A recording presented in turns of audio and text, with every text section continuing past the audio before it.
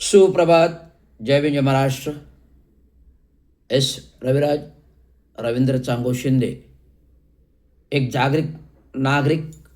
जागरूक नागरिक, एक इको फ्रेंडली संस्थेचे सदस्य आणि प्रदेशाध्यक्ष, महाराष्ट्र ऑल इंडिया कामगार सेना युनियन, महाराष्ट्र म्युनिसिपल कर्मचारी युनियन,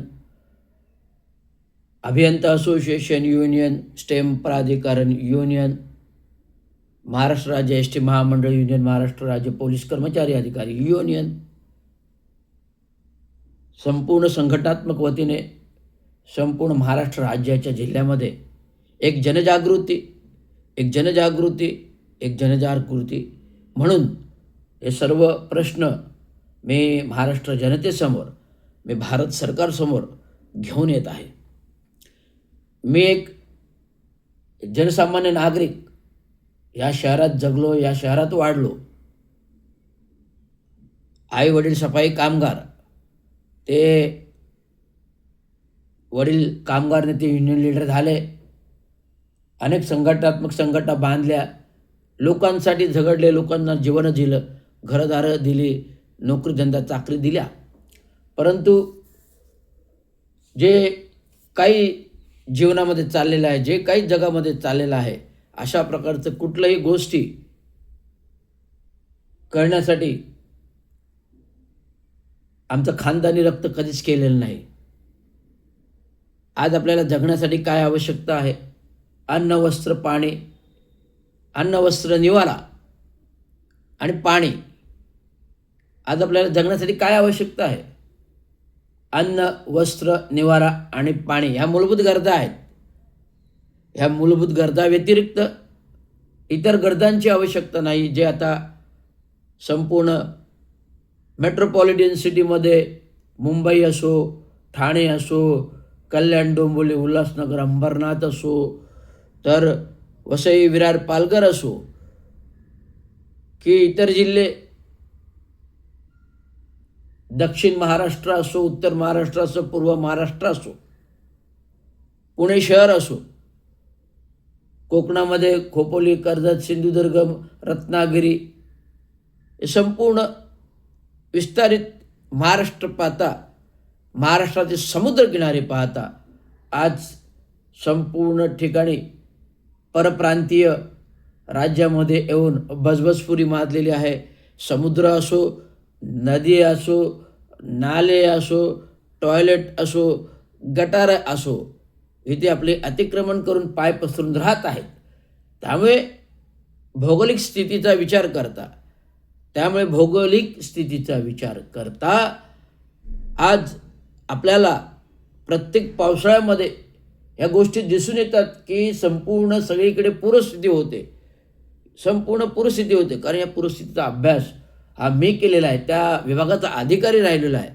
त्यामुळे पूरस्थिती काय येते, कशामुळे येते, कशासाठी येते, हे भलीभाती जाणतो. म्हणून जनजागृती करतो. एक काळ असं जीवन होतं की संपूर्ण जीवन हे स्वच्छ, निर्मळ, आनंदी होतं. एक काळ असं होतं संपूर्ण जीवन स्वच्छ, निर्मळ, आनंदी होते. कारण झाडं, पानं, फुलं जंगली होती. जंगलं होती. ज्या सरकारी जमिनी आहेत, ज्या वनराई जमिनी आहेत, ज्या सरकारी जमिनी आहेत, ज्या वनराई जमिनी आहेत, सरकार इन्फ्रास्ट्रक्चर नावाखाली, आपल्या टक्केवारीसाठी, आपल्या भ्रष्टाचारासाठी, आपल्या खोके सरकारासाठी अनेक इन्फ्रास्ट्रक्चरच्या नावाखाली सरकारी जमिनी, वनजमिनी नष्ट करत चाललेली आहे. मग ते मेट्रो असो, भुयारी रस्ते असो, समृद्धी मार्ग असो, अटल सेतू असो, की कोस्टल रोड असो, हे पाहता आज आपल्याला जे काय सीमांकन ठरवलेलं आहे, जे भूभाग आहे, महाराष्ट्रातील मुंबईचा जो भूभाग आहे, जो काय आपल्याला समुद्र किनारा दिला आहे, तो गोव्यापर्यंत, कर्नाटकपर्यंत, कन्याकुमारीपर्यंत गेलेला आहे. तर हा भूभाग पाहता आज आपण काय करतोय? समुद्राच्या पोटामध्ये जात चाललेलो आहे.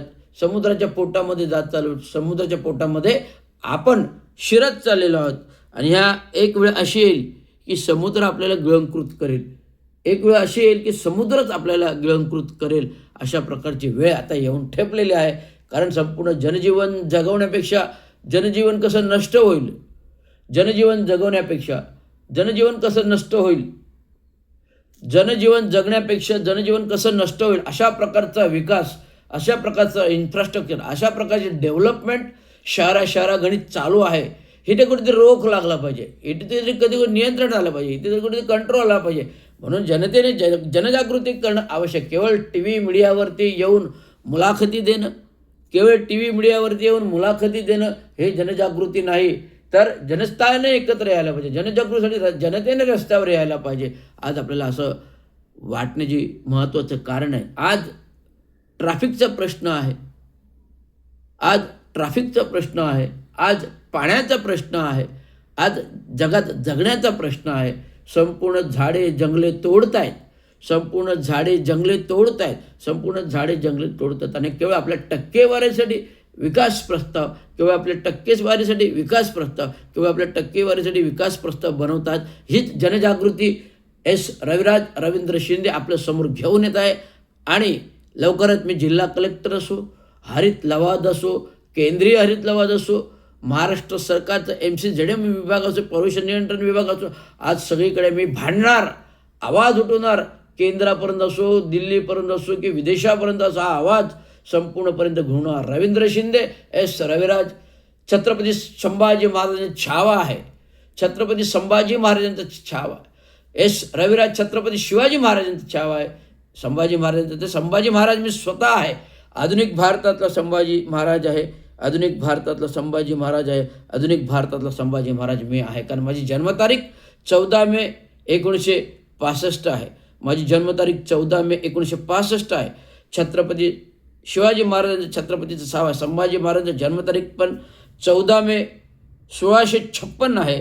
तर माझी जन्मतारीख 14 मे 1965 आहे. जन्मतिथी वार हा दोघंही महाराजांचा आणि माझा एकच आहे. त्यामुळे हा आधुनिक भारतातला महाराज आहे. याच्यावर जो मी आधुनिक क्रांती करतोय, आधुनिक आवाज उठवतोय, त्यासाठी जनतेने एकत्र या. पूर्वीच्या काही छत्रपती शिवाजी महाराजांच्या काय अन्याय अत्याच्यावर तलवारीने लढाई व्हायच्या, तलवारीने लढाई व्हायच्या. आज आपल्याकडे आधुनिक भारतामध्ये लोकशाही आहे, संविधान आहे, घटना आहे. आधुनिक भारतामध्ये लोकशाही, संविधान आणि घटना, आणि संविधान आणि घटनेतून हा छत्रपती शिवाजी महाराजांचा छावा, छत्रपती संभाजी महाराज आधुनिक हा लढत आहे. तेव्हा जनतेने सहकार्य करा, जनतेने सहकार्य. धन्यवाद. जय हिंद, जय महाराष्ट्र, जय हिंद, जय भारत.